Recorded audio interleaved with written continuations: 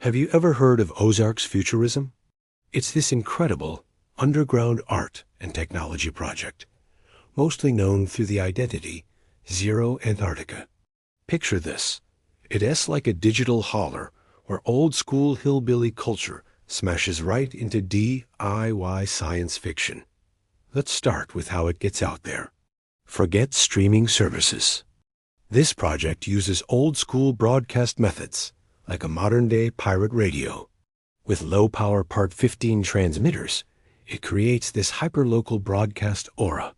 So if you're in the right part of the Ozarks, you can literally tune your AM/FM radio and hear its music and stories just humming through the air. And it gets cooler. It also uses old UHF television bands. Imagine tuning your TV and catching these surreal homemade visuals and folklore updates appearing like a ghost signal in the static. It's a perfect blend of reality and myth. The sound itself is something else. On the Zero Antarctica Bandcamp page, it's labeled Outsider Music. You'll find everything from experimental rock called Arkansas Sleet to gritty, bluesy instrumentals with names like Arkansas Shuffle and Mountain Home Burger Co. It's raw, authentic, and totally unique. A huge part of Ozarks Futurism is its hillbilly tech. This isn't about buying the latest gadgets. It's about building your own. The creator cobbles together computers from salvaged parts and open-source hardware like Raspberry Pi. It is all about knowing what sits inside your machine and having control over your own digital world. And this leads to Brother, the project's very own AI. Unlike the big corporate eyes we all know, Brother is homemade. It runs on local hardware, completely off the grid, with no cloud filters or corporate snooping. This makes Brother a private, digital keeper of Ozark lore and a creative partner in the studio's wild experiments. Speaking of experiments, the studio is also a lab for some pretty out-there fringe science. The project dives into theoretical concepts like time travel and advanced electronics, but always through the lens of local superstitions and stories. The creator even designs and builds their own electronic instruments from salvaged parts. These one-of-a-kind devices create the weird, signature humming sounds you hear in the music, bridging that gap between 20th century analog tech and our digital future. What's really beautiful is the project's relationship with nature.